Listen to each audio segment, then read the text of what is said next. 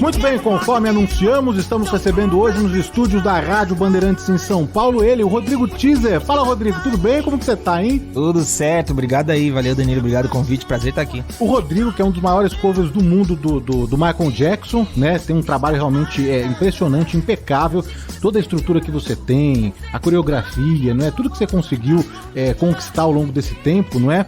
E o Rodrigo tá aqui para dividir algumas novidades da carreira, né? Não só desse trabalho, desse tributo que ele faz ao Michael Jackson, mas da carreira autoral também. Tem algumas novidades para esse mês de agosto e um mês também, não é, Rodrigo, que a gente celebra o aniversário do Michael Jackson, né? O mês de aniversário do Michael Jackson. Então, eu queria, antes de mais nada, a gente vai falar muito sobre Michael Jackson, mas antes queria saber você, Rodrigo, como tá passando por esse momento de pandemia, não é?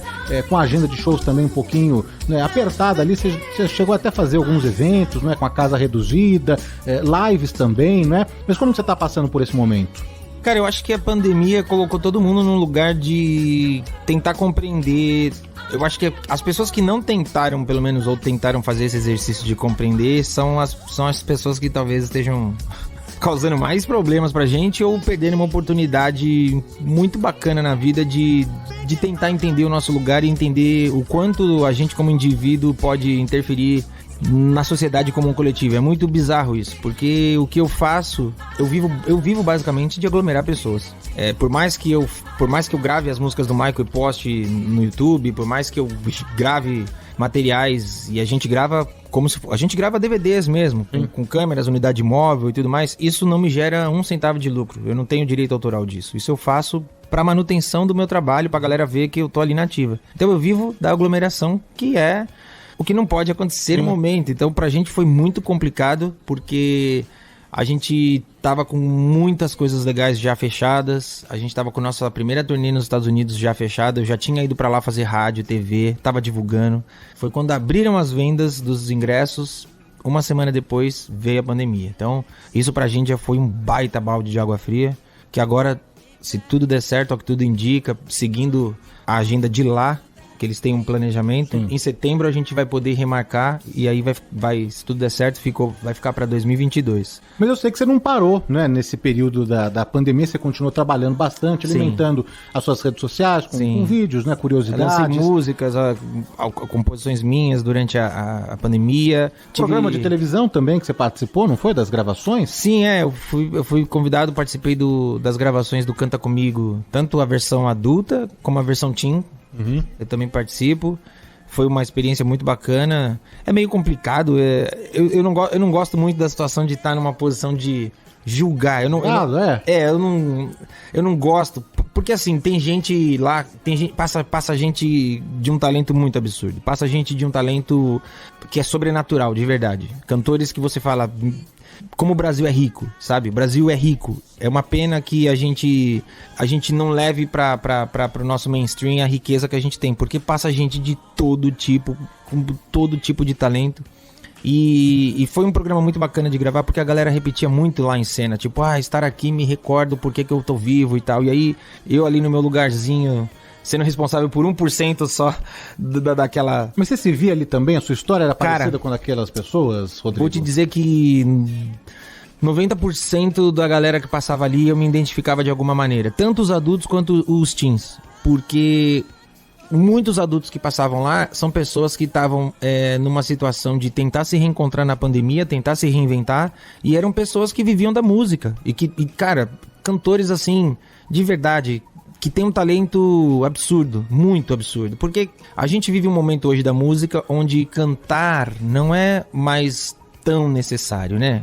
Hoje em dia a música, às vezes ela é o pano de fundo de um produto, ou às vezes a música é o pretexto para uma ação comercial. É o mercado, né? É o mercado. E é uma pena que aqui... E assim, isso é um movimento meio que mundial, mas o que eu acho triste da nossa cultura é que quando a gente vai para um lado, a gente meio que vai só para esse lado. E eu acho que a gente acaba abrindo mão de conhecer e de ouvir artistas incríveis. Então a galera passava lá e falavam coisas que eu falava, meu Deus, se eu tivesse lá, eu acho que e tivesse a mesma eloquência, eu falaria a mesma coisa, sabe? Então, tiveram momentos, assim, de eu me emocionar muito, de falar, caramba, alguém sente exatamente o que eu tô sentindo. A gente só tá em lugares diferentes. E o que também me deixa mais tranquilo de estar no lugar de jurado é que são 100. Então eu penso, eu sou 1%. Eu sou 1%. Mas, cara, é uma experiência incrível. E o Tim também, o infantil, eu fui convidado para a primeira temporada do infantil e não quis ir. Porque eu falei, cara, não deve ser fácil você ter que falar não e ver uma criança, sei lá, sair triste. Eu não quero ter que lidar com esse sentimento. E aí na segunda temporada eu fui e é incrível porque as crianças, cara, eu não sei que tá vindo na mamadeira dessas crianças, cara, que a galera chega lá, fala bem, se comporta bem, canta bem e ainda falam coisas lindas, assim. Então, foi um programa que fez muito bem pra mim, assim, como artista, no sentido de falar, cara, é muito bizarro, porque às vezes a gente imagina que a arte maior ou a arte menor torna um artista maior ou menor, o público maior ou menor torna um artista maior ou menor, mas não, cara, a arte, ela é uma coisa que coloca meio que todo mundo no mesmo lugar. E quando ela toca, né? Não importa se é o cara que tá ali, né, no mainstream, no comercial, se é um cantor alternativo, se tocou você, é isso, a arte chegou, né? E é isso, e no final das contas, cara, lógico que tem gente que cada um sabe o motivo que faz isso, mas a maioria da galera só quer subir, fazer o que quer, fazer o que ama, receber aplauso e seguir a vida, cara. Foi muito legal de ver isso. E ver uma coisa também, tanto no adulto quanto no infantil, o quanto o Michael é uma influência musical e referência, sabe? Assim, algumas das apresentações mais bonitas que tiveram foram performances do Michael e é incrível isso. Aproveitando o gancho então, Rodrigo, já que a gente tá no mês de aniversário do Michael Jackson, eu não posso deixar aqui de citar a importância, o tamanho, não é? E as mudanças que o Michael Jackson provocou no show business, não é? Assim, isso é muito nítido, não é? O antes e o depois, a profissionalização também, os videoclipes, não é? Quem ficava esperando ali o domingo, no Fantástico ali, não é? O lançamento, a novidade, não é? Eu não sou nenhum especialista, também não tenho conhecimento toda da obra do Michael Jackson, né? Mas você com certeza como fã, como uma pessoa que presta esse tributo também, eu sei que você estuda muito, acompanha todas as entrevistas, tudo, lê os artigos e tudo mais, você está mais imerso nesse universo do Michael Jackson. Queria que você falasse um pouquinho de tudo que ele representou e ainda representa, porque se essas crianças estão hoje num programa de televisão, não é, bebendo, né, dessa fonte, é porque ainda continua viva a arte do Michael Jackson por aí, né? Com certeza. Fala um pouquinho sobre isso, dessa importância do legado. A importância do Michael, ela é tão profunda e ela passa por tantos lugares que às vezes as pessoas colocam ele só na importância do ícone pop. Mas o Michael, ele é um artista que ele tem uma importância muito maior. Jackson 5 pode-se dizer que foi o primeiro grande produto pop da cultura negra para negros adolescentes infantis. Foi a primeira. Antes deles, houveram algumas tentativas, mas como eles... Porque a cultura pop, ela não se resume só à música, né? A cultura pop, ela influencia o comportamento. A cultura pop, junto com a música, vem uma série de outros produtos. Então, os Jackson 5 foram os primeiros dessa cultura. A moda, os costumes, não é? Sim, e assim, os caras foram parar no horário nobre da TV com um especial de TV, que algumas pessoas falavam, pô, mas é uma família negra no horário nobre da TV americana, isso nos anos 70. Os caras viraram um desenho animado, os caras foram parar na caixinha dos cereais. Então, tipo, isso é um lance da cultura pop de consumir o artista que faz a música, mas de criar uma nova frente. E os Jackson 5 foram os primeiros artistas negros a cruzar essa barreira para esse público.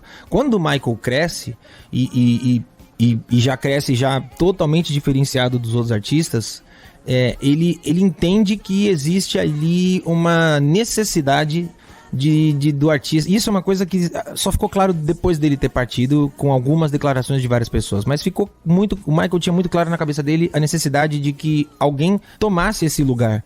Porque a música negra sempre criou tendências, e sempre o artista branco que veio depois se tornou a referência dessa tendência. Então isso é uma coisa que vem muito desde lá de trás. E aí, quando o Michael dá esse passo à frente, ele cria um caminho que não tem mais volta. Então, essa parceria dele com o Quincy Jones, que, sabe, um cara que inicialmente a própria gravadora não queria que produzisse, porque é um cara que vem do jazz, o cara produz trilha sonora de cinema, aí de repente o cara faz Off the Wall, em seguida faz o Thriller, e quando faz o Thriller o Michael já entende que a música pop e a cultura pop são coisas totalmente ligadas, e aí o Michael explode. É um período onde o Michael ele representa mais do que 5%. O Michael Jackson representava mais do que 5% da venda de discos no planeta. Isso é muito. E não é à toa que é um dos discos mais vendidos. E aí, daí em diante, o Michael ganha uma importância no sentido de ditar mesmo uma moda. Porque o Michael não foi o precursor, ele não fez o primeiro videoclipe, né? O videoclipe, ele existia. Sim. Acho que até acreditam ao Queen, Bohemian Rhapsody, como o primeiro videoclipe. Mas até então, eram os caras ali, cantando na frente de uma câmera, meio aleatório, andando numa rua. Era tudo muito aleatório. O Michael foi o primeiro cara a falar, eu quero contar uma história com começo, meio e fim. Uma produção quase cinematográfica. Quero que seja filmado com película cinematográfica, quero que tenha um diretor de fotografia de cinema, um diretor de cinema. Então, o Michael ali em Thriller, ele não só utiliza a música dele como uma ferramenta de divulgação do disco, porque o videoclipe é isso, é uma ferramenta para divulgar a música, mas ele usa isso como arte. E aí é um boom que... É uma avalanche, né, de coisas que ele fez e que foi mudando tendência, e aí ele cria uma história no sentido do videoclipe que ele mesmo depois se reinventa, porque quando chega nos anos 90, essa coisa, né, do recorte das imagens, ele entende essa tendência e entrega, na época, para uma MTV da vida, exatamente aquilo que o público queria, que é o clipe Black or White, que é aquela coisa que não tem uma narrativa como um Thriller, um Bad, mas ele tem o que a galera queria. Junto com isso, essa coisa de, ok, ele criou um universo dele no videoclipe, e aí ele pega esse universo que ele criou e leva pro palco. Então as pessoas que iam no show dele, elas tinham uma experiência muito única, de falar, eu tô vendo aqui na minha frente o que eu vi ele fazer no clipe. Isso é um negócio que eu fico arrepiado, porque eu falo, cara, é um compromisso com a arte muito forte, né? Isso falando de uma forma até pra galera entender, mas se a gente for buscar até em termos de produção, o Michael é um cara que foi... Ele é precursor desde testes e formas de gravar vozes, maneiras de se gravar instrumentos. Tem músicas do Michael que no arranjo da música a gente ouve um som repetido. Esse é uma chave caindo num pedaço de azulejo. E os caras passavam horas fazendo testes de som pra ver, sabe? É um tipo de viagem artística e de experimento artístico que são muito poucos que fazem, né, cara? Ô, Rodrigo, eu sei que você foi impactado pela obra do Michael Jackson muito cedo, né? Com 9 anos, você era uma criança muito tímida, né? Ficava ali no quarto dançando, né? E tudo mais. O que eu quero saber é o seguinte, naquela época não passava pela sua cabeça, então, estar num palco, estar à frente de um microfone, era muito pra você, né? Não, eu era muito tímido e, na verdade, eu era tímido da minha mãe ser chamada na escola, porque crianças muito tímidas têm problemas de aprendizado. Porque a criança que é muito tímida, ela não tem coragem de levantar a mão pra professora pra falar, não entendi. Porque ela tem medo que a galera, seu burro. Então, eu tinha esse nível de timidez, de não socializar, chegou o intervalo, a molecada brincando, eu ficava sentado. E a minha mãe era chamada na escola, tinha festa de criança aí, sobrinha da família, eu ia lá, não brincava. E aí minha mãe começou a notar, falou, porque é muito diferente. O cara não socializa com as crianças e chega em casa, tranca no quarto e fica horas dançando. Então ela começou a incentivar esse lance da dança. Mostra pra fulano que você sabe. Aí vai na festa, olha só o que ele sabe fazer, bota mais pra você ver. E aí são coisas que você... Hoje eu entendo que a minha mãe usou isso como uma forma de eu quebrar essa barreira. E aí com 9 anos eu fiz a primeira apresentação vestida de Michael e tal.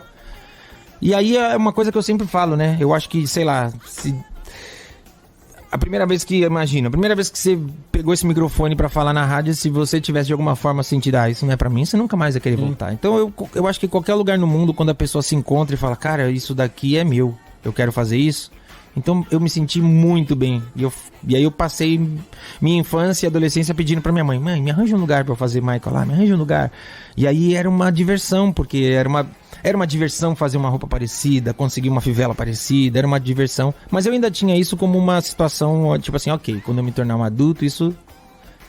as pessoas vão falar, não é mais criança, não tem mais graça. E hoje a sua relação com o palco mesmo, com o público, ainda é muito tímido? Porque às vezes a gente vê aqui solto, aqui na entrevista, ali no palco, e não imagina, né, o que a pessoa passa ali. Não, eu acho que a timidez é uma coisa que a gente... Muitas pessoas às vezes falam, você tem que vencer a timidez e tal. Eu acho que a gente nunca vence a timidez. Eu acho que a gente aprende a conviver com ela e a gente aprende que, ok, tem alguns momentos que é ok, que ela afloreça e você fique meio sem saber como se comportar, mas tem vezes que você tem que saber, ok, a minha companheira, faz parte da minha personalidade. Eu não me considero uma pessoa mais... Eu não acho que a timidez me atrapalha, porque eu acho que o pior grau da timidez é o que faz com que a pessoa não tenha coragem de se expressar. Esse grau eu, graças a Deus, não tenho mais. Isso era uma coisa que eu tinha muito mesmo quando eu era criança.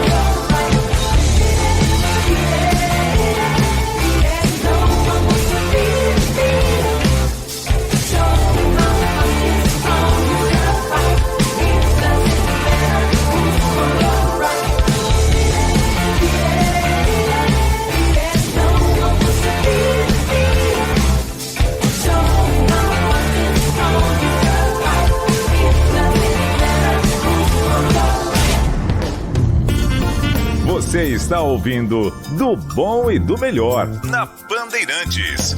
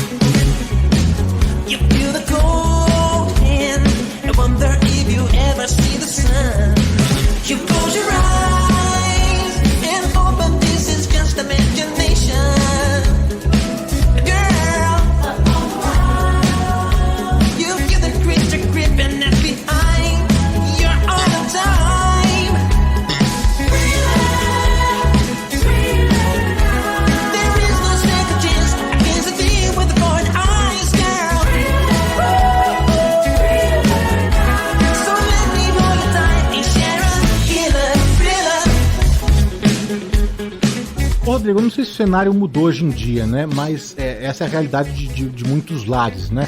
A pessoa que manifesta desde cedo a vontade de seguir para a carreira artística, no teatro, na dança, na música, né? Sofre algum tipo de resistência por parte do pai, por parte da mãe, porque isso aqui não dá dinheiro, olha o futuro, né? Mas eu sei que essa não foi a sua realidade. Você teve apoio, sim, da sua família, sua mãe, inclusive, ajudando a costurar as roupas, a buscar peças, não foi? Cara, é muito bizarro, assim, porque a minha família, ninguém era fã do Michael. Tipo, as pessoas, ninguém era, tipo, eu conheço o Michael, ou amo a obra. Eles passaram a gostar. Minha mãe conta até que entrava no rádio, no carro, e trocava rádio, e aí às vezes ela falou que eu tinha uns 5 anos, e eu falava, nesse, aí parava. Aí minha mãe falou que demorou um tempo pra ela notar que sempre que parava era o Michael. Foi aí que ela me deu o álbum Thriller, que ela falou, nossa, é sempre o mesmo cara. Ele deve gostar. Foi por isso que ela me deu o disco Thriller. E, cara, minha família inteira virou uma família apaixonada pelo Michael. E eu acho que eles, muito disso, porque eles viram o quanto me fazia bem. E aí eu até hoje, pensando, eu tenho 41 anos. Então, pensando que eu tinha 10 anos em 90, era uma outra realidade, era uma outra forma da sociedade enxergar uns aos outros. Meus pais nunca se opuseram de eu subir num palco e de eu maquiar. Eu era criança e eu falava, o Michael tem um negócio aqui no olho, mãe, que é esse negócio? Ele passa lápis. Então passa lápis pra eu fazer também?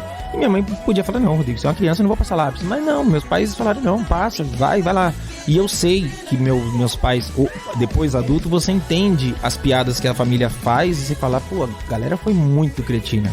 Porque sempre tinha um tio ou uma tia que fazia uma piadinha, fazia um comentáriozinho de mau gosto. E os meus pais, hoje mais do que antes, eu tenho uma gratidão muito grande, porque naquela hora eles podiam, por medo do que a galera fosse falar, brecar um crescimento ou um envolvimento meu com a arte por conta do que as pessoas poderiam dizer. E assim, eu acho que hoje os pais já são um pouco mais mente aberta, porque hoje a gente já tem mais referências. Eu acho que naquela época não tinha tanta referência, né? A gente não precisa nem ir tão longe. Se a gente voltar há pouco tempo ali, quando surgiu bandas de axé, o El Chan, o Xande, essa galera, os caras que dançavam eram hiper julgados. Nossa, os caras lá rebolando e dançando e tal. Então, eu acho que vários movimentos contribuíram para que hoje a galera entendesse, beleza, a dança é uma expressão de arte, hoje já não se condena como era antes. Então eu acho que meus pais foram incríveis em relação a isso. O que tocava na sua casa, hein, Rodrigo? Cara, é muito bizarro, porque eu nunca gostei de música infantil. Pra não dizer que eu nunca gostei de música infantil, eu gostava, quando eu era muito criança, assim, obviamente, eu gostava de Trem da Alegria. Inclusive, a primeira vez que eu pisei num palco mesmo, foi até antes de eu fazer essa performance de Michael, eu vim num programa aqui da Band, que era infantil, que tinha um castelo. E aí um dia eu vim participar, e aí, vamos montar aqui um grupo para imitar o Trem da Alegria. E aí eu gostava de Trem da Alegria. E aí, eu lembro que foi a primeira vez que eu fiz, mas ali ainda tinha uma cara de brincadeira, de gincana, a galera dançava para ganhar um brinquedo e tal. E aí, depois dessa fase, eu sempre ouvi muito Michael, sempre ouvi muito Lionel Richie. E criança mesmo, eu ouvia Cazuza. Eu acho que a minha geração é uma geração que foi muito influenciada musicalmente por trilhas de novela. Sim. Então as trilhas das novelas tinham um impacto muito grande na minha vida. Então, você acabou se perdendo isso, né, Rodrigo? Não sei perdeu. Se você sente isso, mas assim, sinto falta, né, de uma trilha que marca realmente a abertura, que marca o casal, né? Cara, hoje a mesma trilha é usada para várias situações de uma novela. Sim. E como hoje o lance da música, ela já não, né, antigamente a gente sabe, a novela ditava a regra, né? Era incrível. A mocinha passava usando uma roupa, uma semana depois a rua, todo mundo usava aquela roupa. E aí a música tinha esse impacto. Então é muito inevitável eu ser um cara que cresceu ouvindo Roupa Nova, Djavan, a galera que tinha muita música em trilha sonora. Então eu sempre fui uma criança que eu ouvia... Cara, eu não ouvia música infantil porque a música infantil tem uma outra ideia, uma outra necessidade. Então eu cresci ouvindo isso. Você falou que em determinado momento, né, ali com 9 anos, você começava já a dançar e participar de alguns concursos na escola, algumas apresentações, né? Em que momento você passou a enxergar mesmo como um trabalho, como um ofício? Puxa, eu preciso profissionalizar isso aqui, eu preciso aprender a aprimorar a minha dança, o meu canto, estudar mais, procurar cursos. Em que momento que virou essa chavinha na sua cabeça, hein, Rodrigo? Cara, eu tinha 15 anos... E aí eu tinha participado de algum programa de TV, Raul Gil você fez? Fiz muito Raul Gil, muito. Nunca ganhei, só perdi. É impressionante. Outro dia ela não canta comigo, o menininho, ele perdeu. É por isso que eu falo que tanto no adulto quanto no infantil eu me enxergava. E aí o menininho foi sair e ele já começou a armar aquele choro. Aí eu pedi, posso só falar um negócio pra ele? Aí eu falei, olha cara, aí eu falei, talvez você não conheça o meu trabalho. Eu viajo aí, por muitos lugares fazendo um show que é meu. Eu montei esse show, é meu. E é um show que é uma produção muito grande. A gente já chamou a atenção de muita gente importante. E eu participei de vários concursos na vida e nunca ganhei nenhum. Então não deixa isso te abater. Que amanhã você vai ser um puta cantor e vai ser muito legal. Então, fui muito no Raul Gil. E eu tinha ido com 15 anos num programa. Alguém anotou o telefone e aí me ligou e falou, a gente vai ter uma feira. Na época tinha muita feira de informática. A informática era uma novidade no Brasil, né? A gente tá falando de 1995. Final de 95. Acho que, sei lá, dezembro de 95. E aí a pessoa falou, e aí a gente vai ter um stand de uma marca de computadores e eles querem botar shows. Queria saber se você tem um vídeo pra mandar. Mandei. E aí, cara, foi a primeira vez que eu fui literalmente contratado pra fazer alguma coisa. Assim, com um horário pra chegar. E eu tinha lá... foram 10 dias de feira e eu lembro que dos 10 dias eu fiz 9. E aí eu lembro que eu tinha um horário pra chegar e eu tinha um horário de me apresentar. E aí normalmente rolava um pedido de bis, aí eu ficava pro final. E aí eu comecei a entender, falar, então... é uma empresa que tá me pagando. Essa relação muito bacana que se tem de se divertir, de ser um hobby... ela pode ser mantida, mas eu tenho que oferecer alguma coisa. Por que eles vão me chamar e vai te chamar o outro? Eu tenho que estar um passo à frente do outro. Eu tenho que oferecer algo a mais que o outro. E aí foi assim que eu comecei a ter essa relação. E foi muito importante pra mim, como pessoa. Porque o que eu fazia? Eu não tinha computador, né? Quase ninguém tinha computador nessa época. Então, vamos supor que eu tinha que chegar lá todo dia às 4. Eu chegava, todo dia às 2. E ficava 2 horas mexendo nos computadores deles e pedindo pra alguém me ensinar. E aí foi muito incrível que quando acabou a feira, no último dia, a empresa chegou e falou assim, você quer receber o seu cachê ou você quer um computador? Só que o meu cachê não pagava nem de longe um computador, porque em 95 você tinha que dar um pulmão pra ter um computador. Só que eu acho que eles viram isso, observaram isso ao longo desses 9 dias e, imagina, um cara de 15 anos chegando em casa com um computador. Sabe, um negócio que a família inteira vai poder usufruir e falar, isso... É muito diferente a relação quando você tem uma coisa e você fala, isso é fruto do meu trabalho. Foi muito importante pra mim isso. E aí sim eu entrei um caminho sem volta. Você fala, eu tenho que me superar. Essa pessoa, quando ela me vê amanhã, ela tem que falar, opa, isso aqui tá melhor do que era antes. Seja figurino, performance, alguma coisa tem que estar melhor. Nesse momento você se caracterizava e... Me caracterizava e dublava. E dançava, você dublava. Eu dublava o Michael. E aí eu me lembro muito bem que no ano seguinte... eu comecei a fazer aula de canto. Foram as primeiras aulas de canto que eu tive. Não tinha a menor pretensão de cantar Michael. Mas nessa época, eu lembro que também, por eu ter pais incríveis, eu tinha feito um período de aula de teatro, um período de aula de alguns gêneros de dança. E aí eu vi que, o meu lugar era o lugar... da dança urbana aqui, né? A dança urbana já teve vários nomes, né? O street dance, hip hop, enfim... eu vi que essa dança era a dança que eu gostava e o canto, então eu comecei a fazer aula de canto. Que é até engraçado, porque nas primeiras aulas que eu fazia, lá atrás, foi colocado pra mim que cantar Michael pra mim seria sempre uma coisa... é impossível, você não vai cantar Michael. Então eu entendia, mas eu queria... porque é meio que assim, você começa a estudar o universo do Michael e você fala, isso é muito incrível. Eu tenho que entender um pouco mais desse universo pra eu saber o quão incrível é. Então, isso me fez estudar canto, estudar música, estudar iluminação cênica. E tudo que eu pude e eu posso até hoje aprender, eu vou. Porque você fala, cara, sabe, às vezes você vê um figurino do Michael e você acha que aquele figurino é só uma roupa legal pra ele chamar atenção. E aí você vai ver, não, tem um porquê por trás daquilo, tem uma história por trás daquilo, e eu acho que isso traz a riqueza do Michael. É por isso que o trabalho do Michael é um trabalho que ele não tem como ser levado com o tempo. dando um salto aqui na história, né? E falando, então, a gente começou do seu primeiro cachê, dessa apresentação na feira de eletrônicos aí, dando um salto na história e passando agora para a estrutura que você tem hoje, não é? Que são profissionais do corpo de balé, o figurino, a iluminação, a plataforma, o elevador, tudo, enfim, tudo. O sarrafo tá cada vez mais alto, né? O que os fãs ainda te pedem? Eu sei que você tem a sua carreira autoral também, que você está trabalhando em paralelo com o tributo, mas o que os fãs, né, do Rodrigo, que presta esse tributo ao rei do pop, o que eles mais pedem para você? O que você tem ainda para presentear mesmo os fãs que te acompanham? Cara, uma das coisas mais engraçadas é que assim, o show nasceu com 1h30. E hoje o show... 2h30 já, né? A gente já fez show de 2h30 já. E não importa se o show tem 1h30 ou 2h30. Acabou o show, a gente vai ouvir, pô, você não fez tal música. Porque não tem como, o Michael tem uma obra muito... Cara, é só hit praticamente. Então, não tem, você faz, né? É 2h30 de show, quando acabar, alguém vai vir e falar, pô, não fez Remember the Time. Aí você fala, caraca. Aí no outro dia você põe Remember the Time, você fala, meu, agora a galera vai curtir. Aí você sai, pô, você não botou Dirty Diana. Você fala, mano, não tem como agradar todo mundo. O que a galera tem começado a pedir, e aí é uma coisa que eu tenho medo. A galera tem começado a pedir pra eu fazer canções que o Michael nunca performou.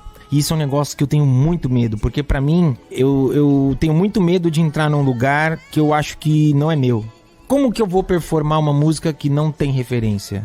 É inevitável que eu crie alguma coisa, porque o Michael gravou no estúdio, mixou, masterizou, lançou. Eu não sei como o corpo dele se comportaria ao vivo. Então, a minha pesquisa, aí já é uma coisa íntima minha, qual é a temática dessa música? Ok, a temática dessa música é essa. Quais outras músicas que tem uma temática semelhante que ele já apresentou? E aí eu vejo uma expressão corporal semelhante. Na questão do arranjo, a gente tem que manter o arranjo e seguir o que era ao vivo. Mas será que o Michael... E aí já é uma piração de músico que eu fico, será que o Michael pesaria na caixa? Ou será que o Michael faria uma caixa mais leve? Porque você percebe em algumas canções do Michael que quando ele vai pro palco, elas mudam. Então, assim, isso é um lugar que a galera me pede muito músicas que ele não performou. E eu não sei, isso é uma coisa ainda que eu vou com muito cuidado, sabe? Tá nos planos. Não, eu já tenho feito algumas, porque a galera pede muito. Mas é um negócio que eu tenho muito receio, porque eu na minha piração... Eu fico pensando, o Michael gostaria disso. Se o Michael visse, o Michael falar, aê, respeitou a roupa, tá certo. Mas aí eu fico pensando, o que o Michael vai pensar disso aqui? Será que o Michael vai falar, pô, Rodrigo, nada a ver isso aí, cara, o que você tá pensando? Eu não sei, cara, eu não sei. Então é um lugar que eu ainda vou com receio, mas eu já tenho feito isso. De vez em quando eu apresento uma música ou outra. A gente começou a fazer isso, na verdade, nos shows com Love Never Felt So Good, que foi uma canção lançada de um álbum póstumo. E é uma canção que muita gente achava que, canção póstuma não vai virar nada. E ela foi primeiro lugar em mais de 50 países. É uma música que meio que entrou pra história do Michael depois dele ter partido. Então, a gente viu uma necessidade. E na época que eu botei no tributo, eu botei coisa de fã mesmo. Que eu falei, galera, isso aqui é novo, comprem esse CD, tá no... Você sabe, eu queria impulsionar pra galera falar, ué, mas que música é essa? Tá no novo disco, comprem, por favor. A gravadora, era eu que queria fazer isso. E aí eu pensei, ok, é uma performance mais livre. E eu acho que em geral é isso, sabe? Porque eu sempre falo que o Michael que eu represento é o Michael que eu vejo. É a minha leitura. Ele não é melhor ou pior do que nenhum outro cover, do que nenhum outro intérprete. É só a minha visão do Michael e como eu consigo interpretar. Dentro das minhas qualidades, das minhas limitações, é a forma que eu enxergo. Que é como um ator. Se dá um papel para um ator, para outro ator, para outro ator, não vai ser igual. Então a interpretação do Michael, cada cara vai ter uma visão. When we fell in love, we were young and innocent then. Do you remember how it all began? It just seems like heaven, so I did. And do you remember that young all we were together all day long? Do you remember us holding hands in each other's side? We stay. Can't you remember the time when we first met, girl? Oh, I remember the time.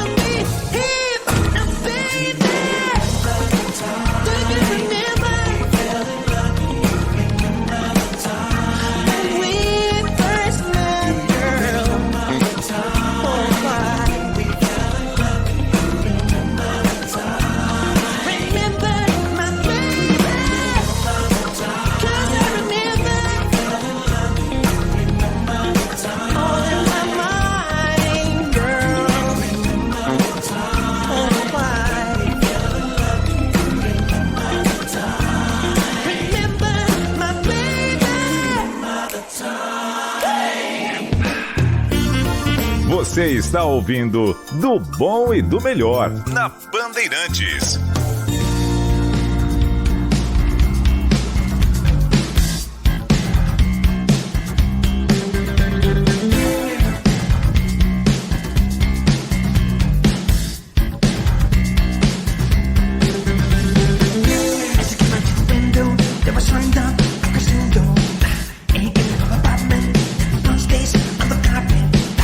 She went under the table, he could see she wasn't able. So she went into the bathroom, stuck down, it was her room. And are you okay? So maybe are you okay? Are you okay? And are you okay? So maybe are you okay? Are you okay? And are you okay? So maybe are you okay? Are you okay? And are you okay? So maybe are you okay? Are you okay?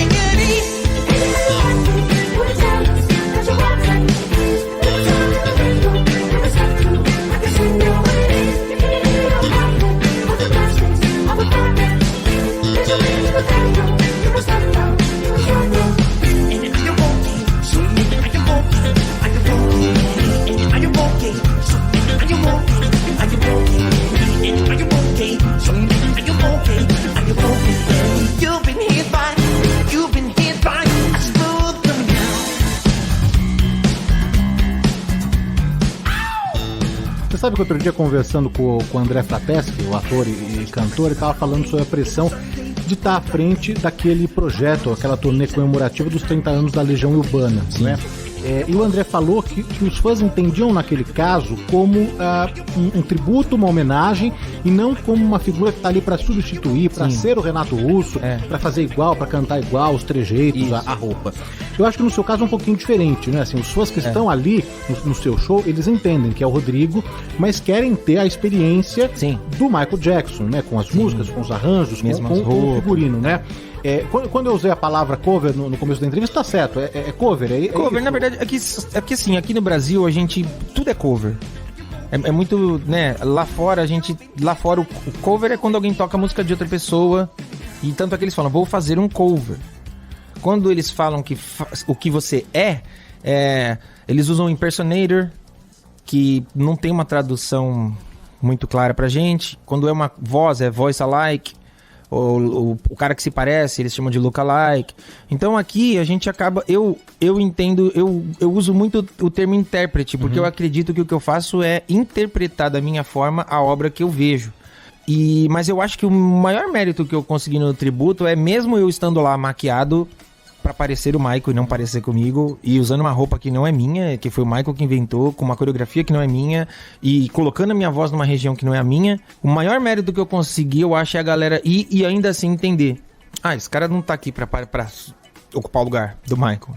Até porque eu acho que durante o show eu deixo meio isso claro, entendeu? Eu não posso mexer numa obra que... O Michael desprendeu muita energia, pagou um preço muito alto pra levar a arte dele adiante. Então eu acho que seria até um desrespeito meu pegar uma música dele e falar, deixa eu dar uma mexidinha aqui pra deixar melhor, sabe?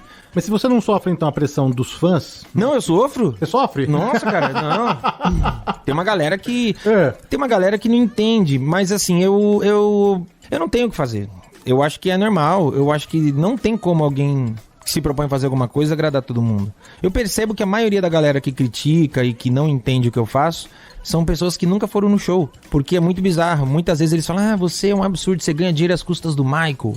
Eu sempre tenho muita paciência de explicar pra galera. Eu falo, olha, eu ganho o que é justo por conta do meu trabalho. Porque senão, qualquer cara que imitasse o Michael faria o mesmo que eu faço, estaria no mesmo lugar que eu faço. Fora que a regra é muito simples. O meu show não se chama Michael Jackson Tributo, porque Michael Jackson é uma marca. Eu não posso usar uma marca. Se eu usar o nome Michael Jackson, eu vou ser processado. Tanto é que o nosso show se chama Tributo ao Rei do Pop.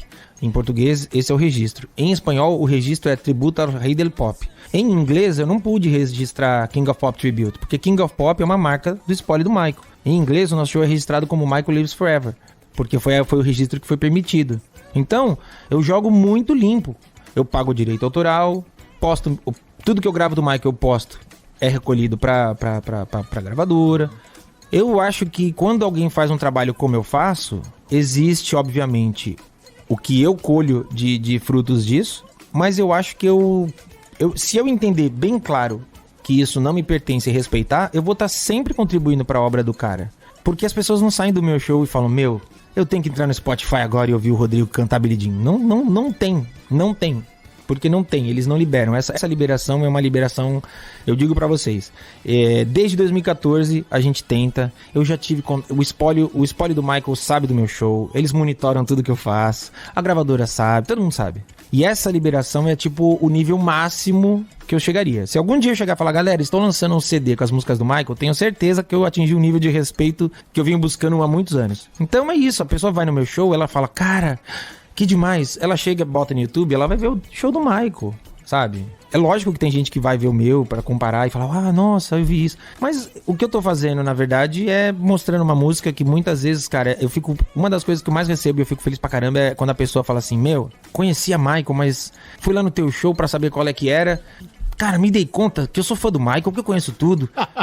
Cheguei em casa, não consigo parar de ouvir, cara. Minha playlist é só Michael agora. Ou a pessoa vai e fala, meu, levei meu sobrinho completamente alienado, não fazia ideia do que era Michael Jackson. Aí me manda um vídeo do moleque, fala, olha, um mês a vida dele é isso. Aí tá lá o moleque com um chapéu qualquer, uma luva qualquer, dançando o dia inteiro. Aí você fala, é isso. Não, mas é incrível, só abrindo aqui um parênteses, eu recebi recentemente a Carmen Monarca, né, que é uma das maiores sopranos do mundo, fez muita turnê com o André Rieu, e uma dessas foi um tributo pro Michael Jackson. Verdade, né? O André Rieu teve. E a Carmen contou aqui algumas curiosidades para alcançar algumas notas, teve até que colocar 3 tons acima, essa parte técnica eu não entendo direito. E daí, a gente tava sonorizando essa entrevista e a gente colocou um trechinho do Earth Song, né, que ela faz. E essa música tá comigo até hoje, né? Apesar de não ter tão, assim, a proximidade com as músicas, ali de ouvir mesmo. Sim. Toda a playlist, toda a discografia. Mas é isso, quando uma música te alcança, atinge você de uma forma, não é? Ela fica ali a semana inteira, então tá na minha cabeça aqui. Não, é incrível. Nossa, cara, e Earth Song especificamente é uma canção que o mundo ainda vai redescobrir e falar muito, porque muito brevemente, tá? Earth Song é uma jornada na vida do Michael. Michael teve a ideia de Earth Song no meio dos anos 80, porque ele assistiu um documentário sobre a Amazônia. E aí ele passou essa fita pra alguns caras que trabalhavam com ele e falou, cara, a gente tem que fazer uma música sobre isso. E aí ele começou a compor essa canção na época de Bad, mas ela não ficou pronta. Quando ela ficou pronta, ele gravou pro álbum Dangerous. E aí eles gravaram, finalizaram, e semanas antes do álbum ser fechado, o Michael entendeu que essa música não estava completa. Tirou. Regravou alguns vocais. Aí chamou esqueci o nome agora, que é um cara que é um maestro incrível. Ele assina... E aí esse cara foi e gravou toda uma parte de cordas e metais e fez um material incrível. E aí tem uma declaração do Seth Riggs, que era o vocal coach do Michael, acompanhava nas gravações, que ele fala que o Michael... Quando a gente tem... Porque o Michael sempre estourava o prazo de entrega dos álbuns e ele falou, eu vou deixar pra regravar essa parte na última sessão. Então, aquilo que a gente ouve em Earth Song no final, quando ele grita, o Michael era um cantor muito técnico, mas aquilo não foi técnico. O Seth Riggs diz que ele estava assistindo a gravação e ele afundava no sofá, que ele falava, meu Deus, ele vai acabar com a voz dele. Porque o Michael entendia que aquilo era a terra gritando. E se era um grito, teria que ser gritado. Então aquilo que a gente ouve que é lindo e a gente fala, uau, é um drive muito bem colocado, não é um drive bem colocado, é um grito. Segundo o Seth Riggs, o Michael ficou dias sem voz depois daquilo, porque o comprometimento do Michael com essa música era essa. Ele entendia que ele tinha que falar para as pessoas, a terra tá gritando, ela precisa que a gente escute. E isso é uma ideia que nasceu nos anos 80, que ele só conseguiu fechar esse ciclo nos anos 90, e que até hoje a gente muitas vezes vê pessoas ouvindo essa temática e falando, ai, que exagero, pelo amor de Deus, não existe isso. Não, nós não devastamos a Amazônia, nós não estamos aquecendo o planeta. É muito maluco, cara. É muito doido.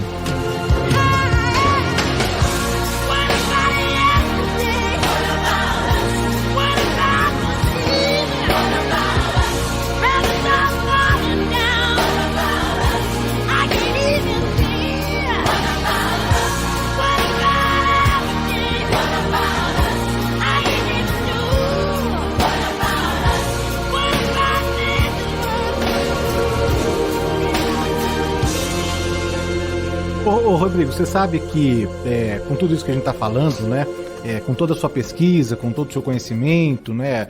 Os nomes das pessoas da equipe também que estão no entorno do Michael, né? Se você pudesse destacar uma fase da carreira dele, né?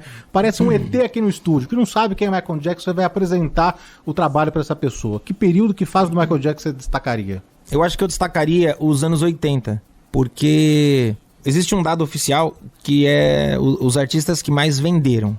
E Michael Jackson é o único artista que ele entra pro top 3, ele se mantém no top 3 por 18 anos. Se você vê esse gráfico, é um barato esse gráfico, porque tem artista que chega, bate primeiro lugar, 3 meses depois some. Tem artista que bate primeiro lugar, aí fica 2, 3 anos ali, quinto, sexto, sétimo, oitavo, segundo.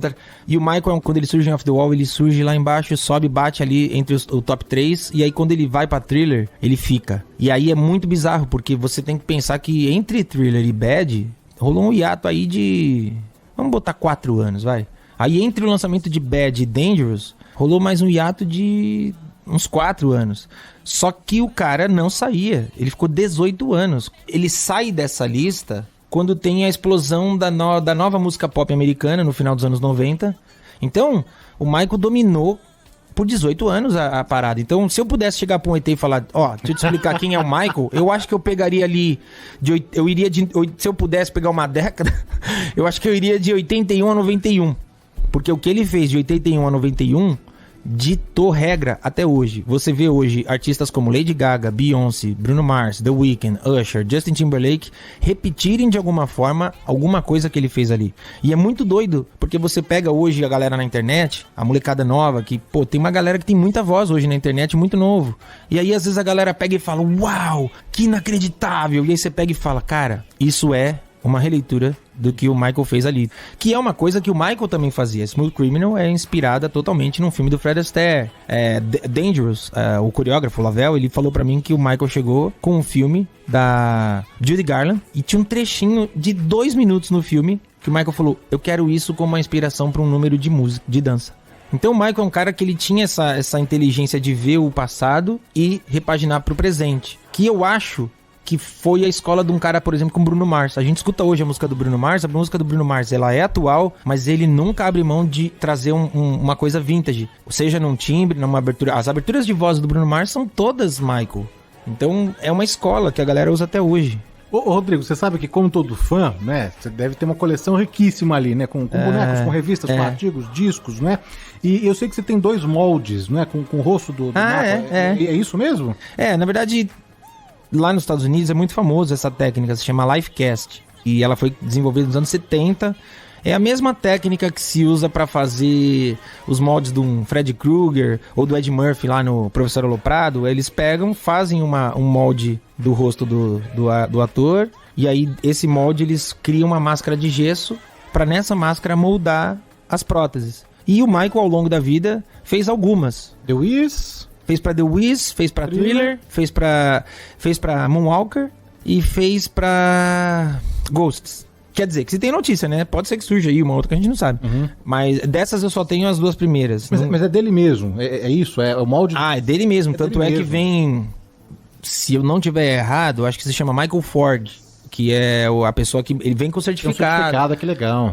Que é tirado do molde original, aí vem lá assinado, tem um stampzinho. Eu acho que é Michael Ford o nome. Porque eu confundo o nome de quem criou com o nome de quem faz. Porque o criador hoje... Mas o que é? Foi leilão? Foi fora? Foi leilão de internet. Leilão de internet. Desses leilões tipo Site Bay, assim, sabe? Porque muita coisa eu peguei assim. O que mais que você tem, assim, de exótico, de raro, de diferente? A jaqueta que o Michael esqueceu no Brasil, em 93, eu fiquei com... em 2009 eu consegui. Conta essa história. Foi o seguinte, eu justamente por entrar muito em eBay, ficava lá vendo coisa, eu entrei um dia, vi a jaqueta. E aí eu vi a jaqueta e eu de cara conheci, porque eu acompanhei, eu tenho recortes da época, eu lembro de ver matérias na TV na época. E aí eu falei, cara, é a jaqueta. E aí o anúncio todo em inglês, falando, eu falei, e você não pode, né? Você é banido se você chegar pra uma pessoa e falar, me chama aqui por telefone pra gente negociar por fora, né? Você não pode fazer isso, né? Aí eu falei, caramba, já sei. Falei, mandei em português. Eu falei, se essa jaqueta tá com quem eu acho que tá, você vai entender o que eu tô falando em português. Se você procurar o nome desse usuário no Google, você acha o meu contato. Por favor, me dá uma chance de falar com você. Não burlei nenhuma regra. Teoricamente eu não burlei. E aí passou acho que umas 4 horas ele me ligou. Porra, cara, como é assim? Porra, como é que você sabe, meu? Pô, sou brasileiro, moro em São Paulo e tal. Eu falei, meu, eu conheço essa história, não sei o que. Porra, mas o que é? Você quer comprar? Não sei o que. Eu falei, cara, não, nem esquece, eu nem tenho condições, não tenho condições. Porra, mas o que você quer, cara? Tal. Eu falei, meu, eu quero só ver, deixa eu ver, pelo amor de Deus, antes de você vender, deixa eu ver essa jaqueta. Não, cara, não sei o que. Beleza, passou uns dias, aí ele me ligou. Rodrigo, pô, eu tirei lá o leilão, tirei do ar. Por que você não pega essa jaqueta? Eu falei, cara, eu não tenho condições de comprar essa jaqueta. Não tenho condições de comprar essa jaqueta. Pô, cara, eu tô começando uma negociação com a Hard Rock lá de... Aí falou um país aí, era uma Hard Rock na Europa e tal. Pô, os caras tão querendo a jaqueta. Você pega, compra você. Eu falava, cara... Aí eu não lembro o valor que era que ele tava negociando com eles lá. Eu falei, cara, o meu carro, o meu bem mais valioso hoje é um carro que é 15 mil reais. E é o máximo que eu consegui chegar. Não tenho como, cara. Eu não tenho condições. E eu não sei se ele ficou pesquisando sobre mim. Aí um dia ele me ligou e falou, cara, ó, pô, eu odeio essas gringaiadas. Os caras tão botando um monte de empecilho, que eu tenho que pagar taxa disso, taxa daquilo, seguro disso, seguro daquilo. Eu não vou mais vender pros caras. Faz o seguinte, vem aqui que eu quero conversar com você, que você vai ficar com essa jaqueta aqui. Falei, cara, não, vem aqui. E aí eu fui. E aí, cara, eu não vou dizer que ele me deu e não vou dizer que ele me vendeu, porque foi um ato meio simbólico e um valor, eu posso dizer que foi muito simbólico, assim. Que era só pra, tipo, olha, pra não falar que eu tô te dando e pra você não falar que tá comprando, sabe? E aí acabou que eu fiquei com a jaqueta e tá lá comigo. E aí foi pausado. Na época, pouco tempo depois, o Michael Bush, ele emitia certificados de autenticidade. Porque começou a surgir umas jaquetas duvidosas. Então tinha um padrão de fotografias que você batia, mandava pra ele certificar. Mas aí ele pausou isso daí... E ainda não voltou, mas eu quero muito certificar. Eu sei que tem várias provas, porque tem vídeos que você vê, a jaqueta ela tem uns certos danos em alguns pedaços dela, que você vê no vídeo, vê na foto e você vê nela. E então, mas um certificado do cara é outra coisa. E fora isso, eu tenho também o Lavelle, que é o coreógrafo do Michael. Em uma das ocasiões que ele veio, ele me deu o VMA original de melhor coreografia por screen. Que legal. Tá lá comigo.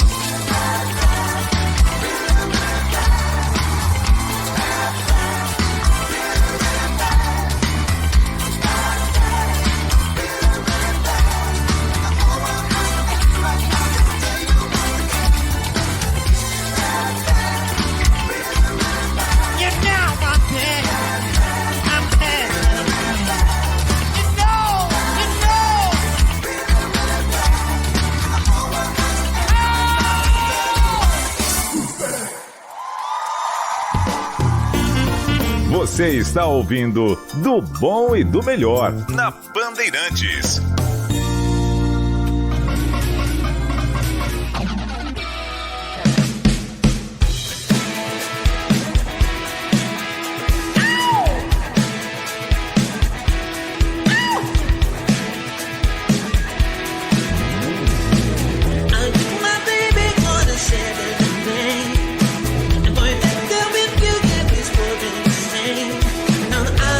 Miracles and a miracle has happened tonight.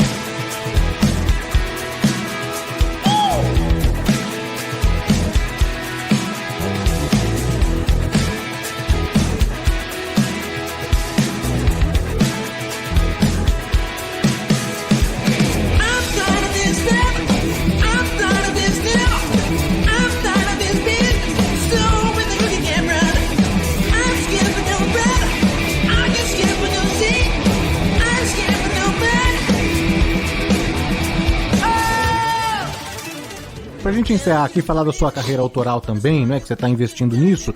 Você lançou aí alguns singles, né? Não Pode Acabar, Chega Mais, também, né? Esse mostrando um lado mais romântico, né? Um lado mais carinhoso do Rodrigo, né? É verdade. O que você tá lançando agora nesse mês de agosto que você pode adiantar aqui pro nosso ouvinte? Cara, tudo que eu lancei até agora, até então, era uma parada muito mais no R&B, que é um som que eu cresci ouvindo muito, então é muito nítida a influência da R&B na batida, nas aberturas de vozes e tudo mais. Agora em agosto eu tô lançando uma música que se chama Sempre. É assim, meu amor, você é meu final feliz. Minha vida encheu de cor com você aqui. Canto pra você dormir, eu vou ser seu cobertor. Sei que você vai ouvir, seja onde for. Se nada dura pra sempre, seja o meu nada e seremos tudo. Vamos seguindo em frente, a gente sempre juntos. Nós somos um filme, essa é a nossa trilha. O meu maior presente é ter você aqui comigo, assim pra sempre. Sempre. Tudo que eu sempre quis, ter você aqui pra sempre. Sempre. Tudo que eu sempre quis.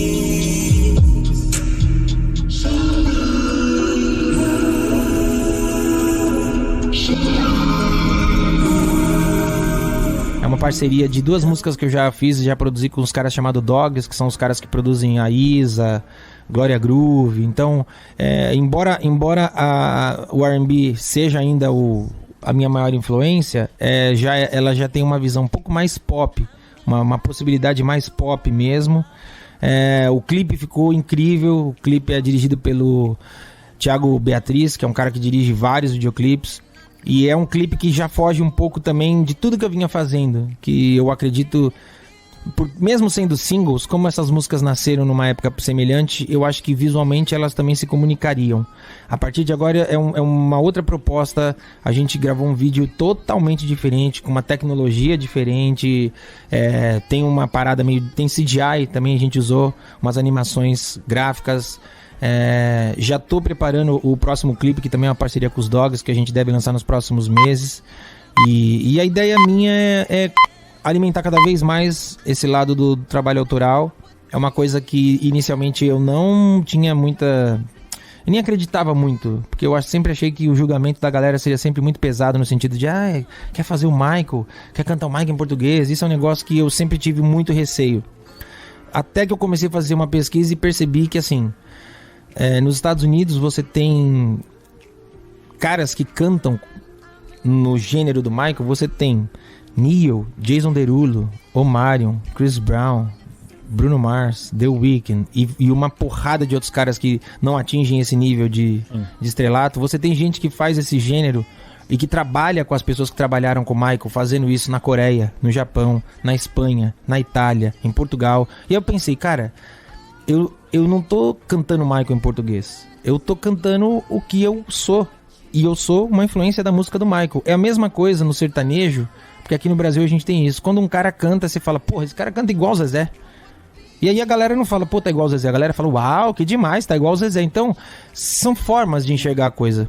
E essa pesquisa, e durante a pesquisa ver que o Neil é um cara que ele fala que ele tinha vergonha de cantar até que ele estudou o Michael, porque ele achava que a voz dele era uma voz estranha. O Bruno Mars é um cara que fala o quanto o vocal do Michael abriu a mente dele. Então quando você vê caras desse calibre assumirem uma influência do Michael na obra deles, eu falo, cara, quem sou eu, Rodrigo, aqui no Brasil, ficar com frescura, não. Então...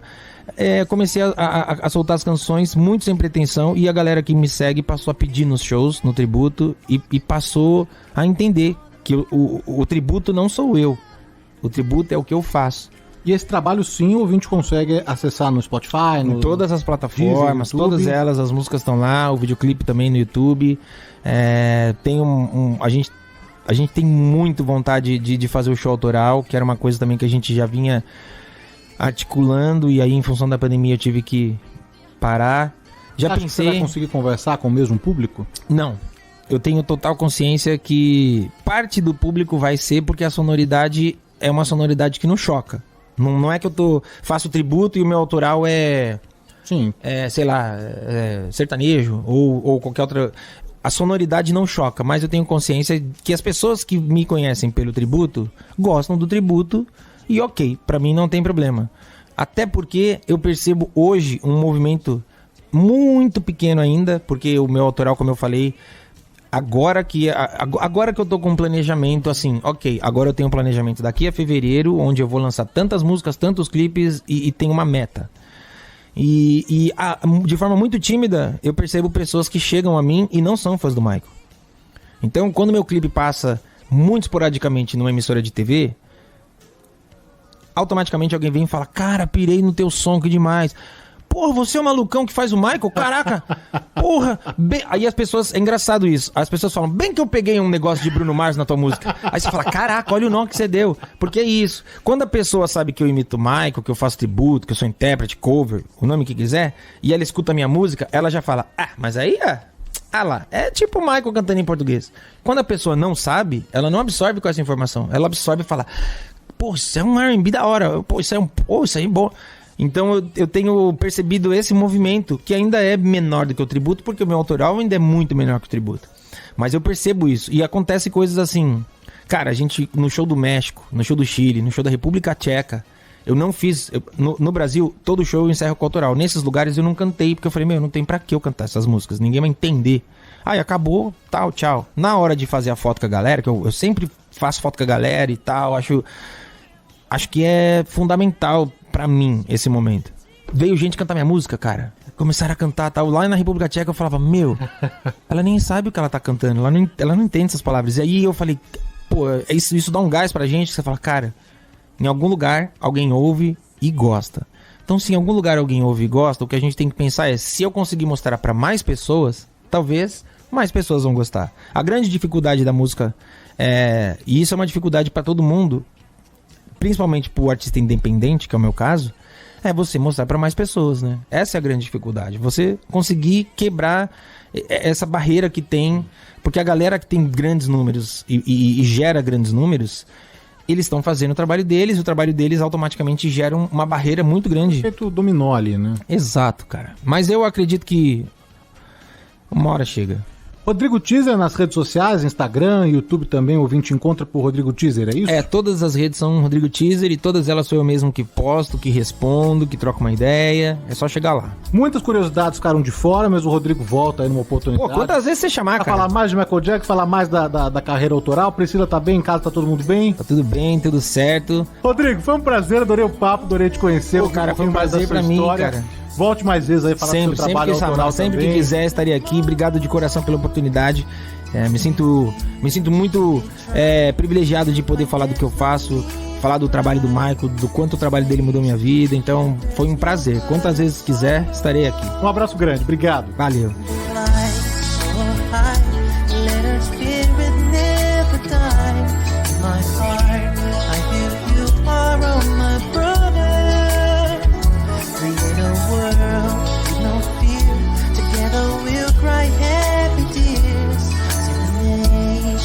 This was in